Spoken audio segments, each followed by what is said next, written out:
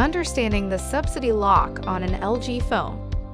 A subsidy lock, sometimes called carrier or network locking, is a process that many carriers use to safeguard customers' phones from hacking and to protect their financial interest. Carrier-locked phones have settings that would enable a customer to put in a SIM card from a different carrier and use the phone with that different carrier.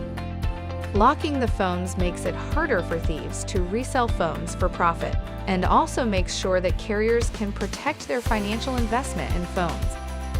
Since most carriers now require customers to make monthly payments over 2 to 3 years to pay off the retail cost of the phone, carriers also have subsidy locks to make sure that customers can't get a phone and then take it to another carrier without paying for it.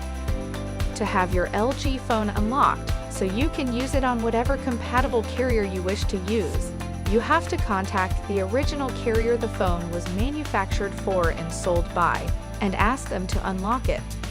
Once the carrier verifies your identity and that the phone has been paid off, they will provide you with a PUK code or personal unlocking key. The carrier will provide instructions on how to enter this code into the phone and unlock it.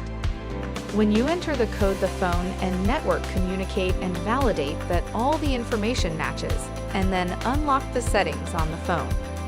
Unlocking your phone is something that LG has no control over whatsoever, and you will have to contact the original carrier for a given phone to have it unlocked.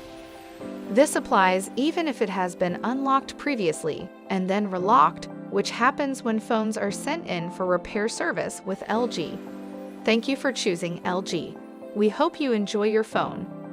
For further assistance, you can easily find our contact information on the LG.com website.